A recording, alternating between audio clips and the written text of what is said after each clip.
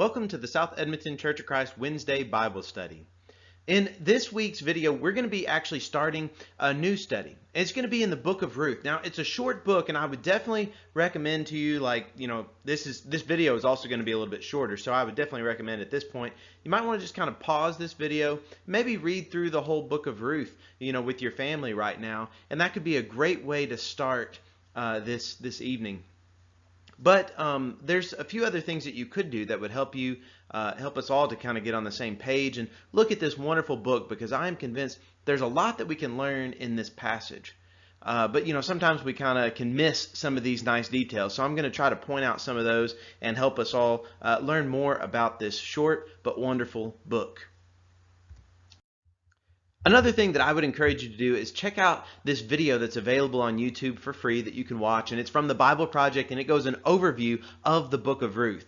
So maybe if you haven't had the opportunity to read the whole book together in one setting, then this might be also something you could do. I would encourage you to do both of those things, to watch the video and to read the entire book of Ruth, and then for us to go through a little bit more detailed study of this book and to maybe kind of learn some of these specific things that you might overlook and you might miss if you're not paying close attention necessarily. I think both are very important, to get the overview idea, but then also to get the specifics. I'll include a link to this video in the video description down below, and you can follow that. I also want to pass along to you some word of advice that comes from this Bible scholar that I really like. His name is Michael Heiser.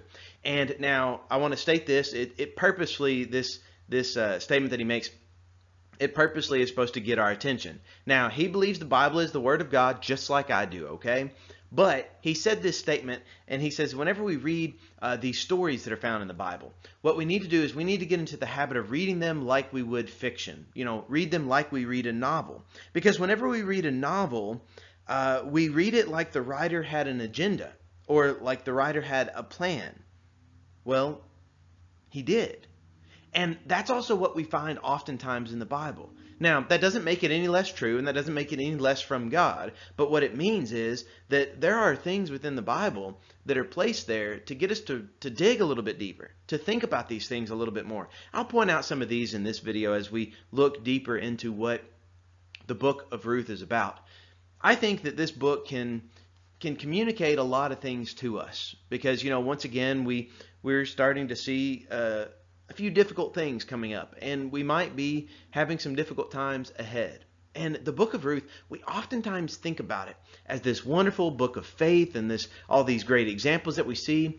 But the very first chapter, there's a lot of bad things. In fact, if you're kind of looking at the picture up there on the screen, it says in chapter 1 that there's tragedy and death. I mean, that's the big words that you can see right there. That's what we see in the first chapter. Now, if you fast forward, you'll also kind of notice that in chapter 4, you see that there's joy and there's birth. So everything that is bad and everything that is kind of negative in this book, it sort of gets redone, and we see the positive side of it. But that still doesn't take away from the fact that they have to go through the negative. And sometimes we have to go through negative times or low times in our own lives. But in this book, what we can see is God working through all of this, that he has this plan in an individual's life and in our own lives, together. So let's look at this book of Ruth and find out some more things about it together. Ruth chapter 1, verses 1 through 5. In the days when the judges ruled, there was a famine in the land. So a man from Bethlehem in Judah, together with his wife and 2 sons, went to live for a while in the country of Moab. The man's name was Elimelech. His wife's name was Naomi, and the names of his 2 sons were Mahlon and Chilion. They were Ephrathites from Bethlehem of Judah. And they went to Moab and lived there. Now Elimelech, Naomi's husband, died, and she was left with their 2 sons. They married Moabite women, one named Orpah and the other Ruth. After they had lived there about 10 years, both Mahlon and Chilion also died, and Naomi was left without her 2 sons and her husband. So already we start to see some of the negative things in this book. We already see kind of some of it's rough. It's rough for everybody involved in this story. But what we find within this story is we still see some words of hope. For example, when we start in verse 1 and we read that it says, in the days when the judges ruled, Now, you probably know this. If you ever do a study in the book of Judges, we find out that the book of Judges has this cycle that's mentioned. I mean, yes, it's found in Judges, but it's also found throughout the rest of the Bible. But it's basically this cycle of things are going good, and then the people start to rebel, they start to sin, and then it just kind of goes bad, and then God sends them a prophet and then asks them to repent, and then they just kind of keep going through this cycle. And that's what we see. Now, maybe that's not the best way to flesh out that cycle, but I think you know what I mean. We typically think about that cycle, and we think about how much negative things there were during the days that the judges ruled. However, the book of Ruth shows us during those times it wasn't all bad. There was this family right here who, even though a lot of bad things are happening, there is still a silver lining. There's still a positive message right here. But we start off kind of negative. Okay, so it's the days whenever the judges ruled. There was a famine in the land. By the way, that is going to mark the rest of this book. That there's always kind of this barrenness that's mentioned. There's also this famine. There's this question about things, and basically the need to rely upon God. And I think that's a lesson for us to learn too. No matter how much stuff or how little stuff we might have during these days, during any days, what we can find is our hope is found in God. Our trust is found in God. So right here we see this family. We're focused on this family, and it's a family who has this husband and wife, and then they've got two male children, two sons, and then their two sons marry Moabite women. So you kind of have a little bit of an intermixing of kind of what we would, I don't know if we'd necessarily call them races, but different nations definitely. So they're coming from one nation into another. And that's where they had to go. They had to go into the country of Moab because there was enough stuff there. So they left the land of Judah and going out to Moab. Now, this was just kind of one of those surrounding nations, of course. And so this man and his wife, they all went. Which, by the way, this is kind of some of the things that are being set up, and this is how, whenever we read the Bible and read these stories, kind of like a novel, it can help us catch things that we would maybe overlook. For example, this is going to come up later. Going back up to verse 1 again, they are from Bethlehem. Now, ironically, Bethlehem, it means house of bread, but yet there's a famine there. There's not bread. Okay, so it's just kind of a little bit of irony right there. But that's going to come up later, especially in the next chapter. We'll get more into that later. But just know right now, Bethlehem, house of bread without bread. What are they going to do? Well, they left. They went to a different land. We also see some interesting things about names in this chapter and also in the next chapter as well. We see in verse 2 that these two sons, they're named Mahlon and Chilion, which, by the way, those mean something to the effect of weak and sick. I mean, that's what the sons are given the names of. Now, I don't know exactly why, and I don't know what's all going on with that, but we see that those are mentioned, which, if you just kind of keep reading, you find out that they end up dying. So weak and sick, they end up dying. We also find out something else, another name that I overlooked in verse 2 was Elimelech. Elimelech, it means my God is king.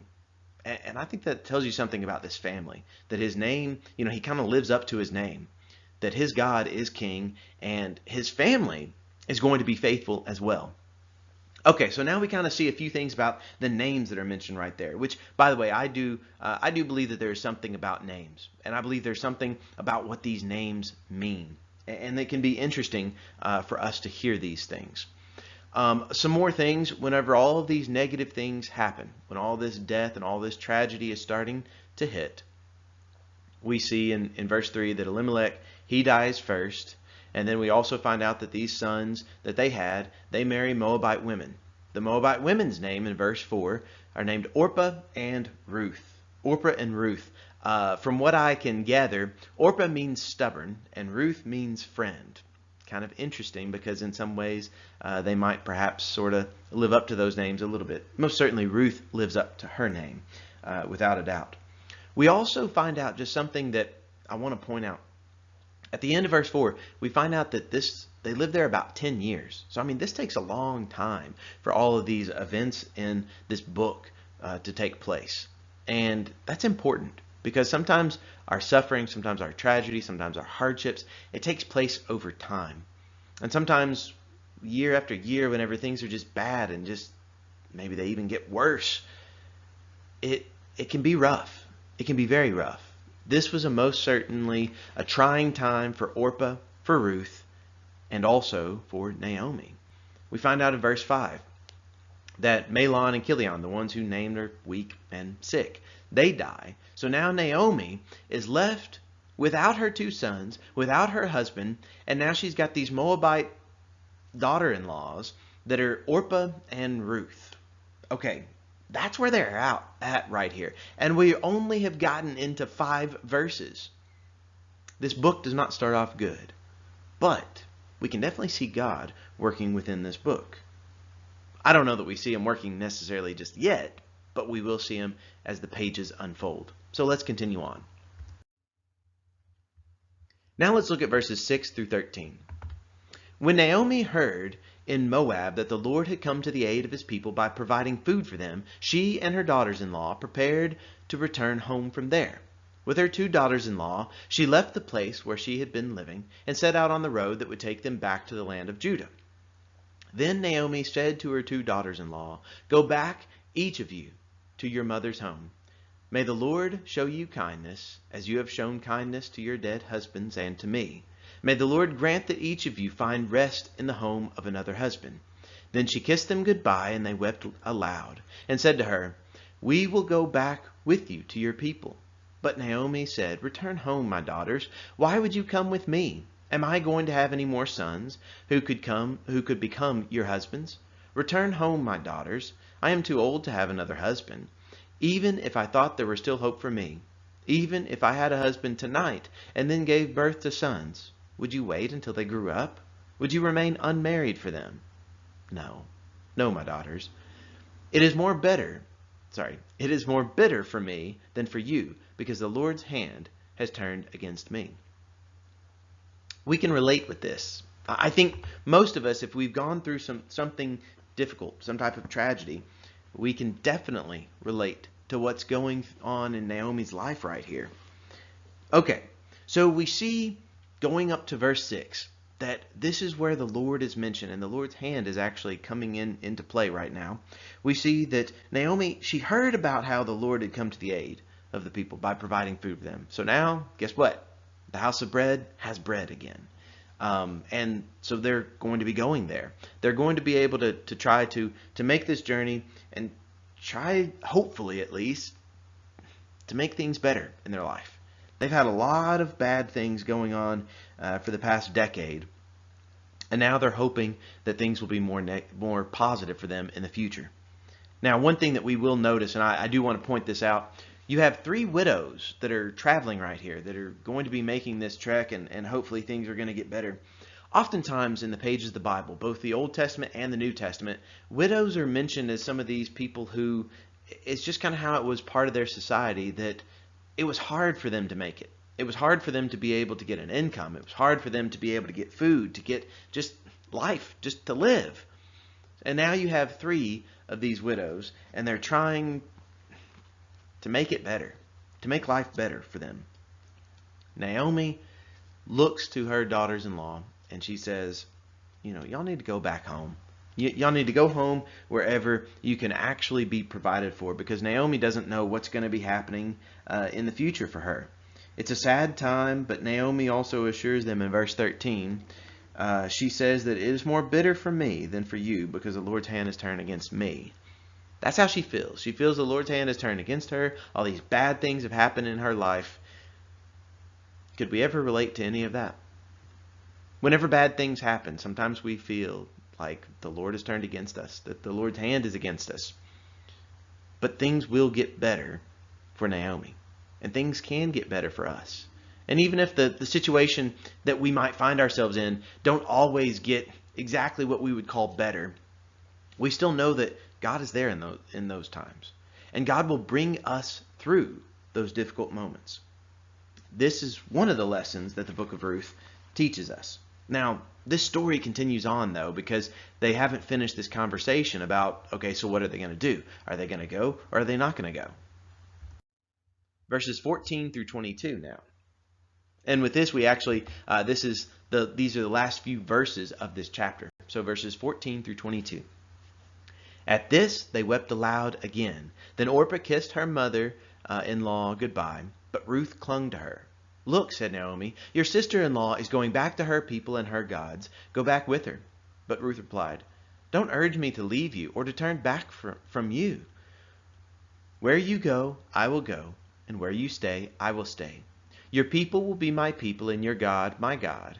Where you die, I will die, and there I will be buried.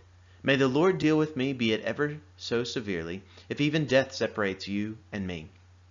When Naomi realized that Ruth was determined to go with her, she stopped urging her. So the two women went on until they came to Bethlehem. When they arrived in Bethlehem, the whole town was stirred because of them, and the women exclaimed, can this be Naomi? Don't call me Naomi, she told them. Call me Mara, because the Almighty has made my life very bitter. I went away full, but the Lord has brought me back empty. Why call me Naomi? The Lord has afflicted me. The Almighty has brought misfortune upon me. So Naomi returned from Moab, accompanied by Ruth the Moabite, her daughter-in-law, arriving in Bethlehem as the barley harvest was beginning. So we see a lot that's setting things up for the future events of what we're going to see in the next few chapters. We see this beautiful statement here that begins in verse 16 about what Ruth says to her mother-in-law at this time. You know, she makes this statement, where you go, I'll go. Where you stay, I'll stay. Your people will be my people. Your God will be my God. And, you know, sometimes maybe we even sort of might be familiar with this as like wedding vows and stated, you know, sometimes in different weddings and all. And it's a nice concept right there. Now, this is not in the context of wedding. This is in the context of a daughter-in-law and her mother-in-law. But she wants that type of connection with this person. She wants to be able to be right there with her. During the good times, the bad times, she's saying, look, your people are going to be my people. Your God's going to be my God. I'm going to be right there with you. That is the type of loyalty that Ruth displays. And we see that that loyalty is going to carry on in the next few chapters. And this loyalty is also going to lead to the positive outcome of this book. Now, when they get to Bethlehem, the house of bread, and they find out that the barley harvest was beginning, well, they start calling out to her, and they're surprised. I mean, okay, it's been, 10 plus years or so, and they start asking, is this Naomi? And she says, don't call me Naomi. Naomi, by the way, it means pleasant. She says, call me Mara, which means bad, or it means bitter. So she says, don't call me pleasant, call me bitter, because the Lord has made my life very bitter. That's how she feels in verse 20. Do you know anybody who feels bitter about life? Maybe you yourself might feel at times bitter about life. But what we see here, I mean, we definitely see that she does feel bitter about it. She says, I went away full, but the Lord has brought me back empty. So don't call me pleasant. My life is not pleasant right now. The Lord has afflicted me. And it's kind of some negative things about the Lord, but I hope that you don't end it here. Okay, please don't end it in this chapter, because chapter 1 starts off, we see tragedy, we see death, we see hardship, we see difficulties, we see emptiness. But in the upcoming chapters, we're going to see hope. We're going to see what God can do with this type of situation that comes their way. Now, we can't always guard against negative things that are going to be coming our way. Sometimes we can. A lot of times we can't. But what we can do is we can change how we're going to respond to it. We can choose to learn from the example like Ruth. We can have that loyalty to God. So no matter if our life is bitter or if it's pleasant, we're going to be loyal to God.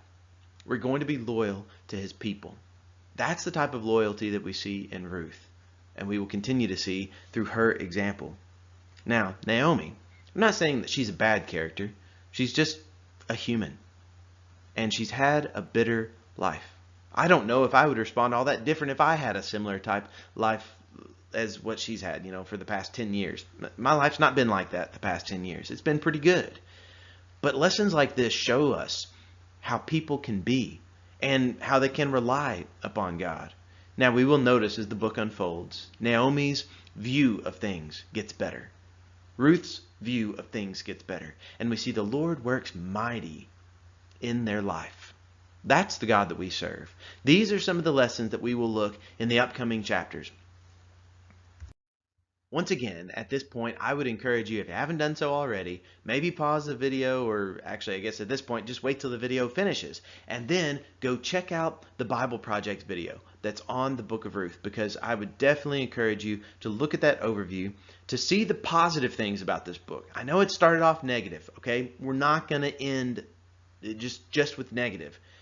It gets much better. This book is wonderful, and it's very powerful. It shows that in the midst of troubles, in the midst of trials, in the midst of tragedy, in the midst of death, we can still be loyal to God, and we can still see Him working in our lives and doing amazing things.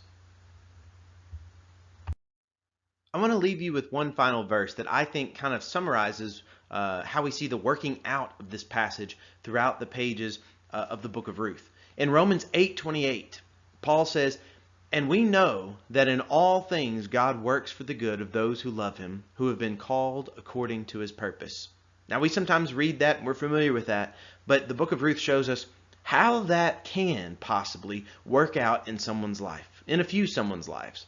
And we see this passage doesn't say everything is good, but God can work out everything for good. This is a lesson that we will see in the upcoming weeks as we look at the book of Ruth and we find out more and more about how God works in our world and the wonderful things that He is capable of doing in your life, in my life, in everybody's life. This is what God wants.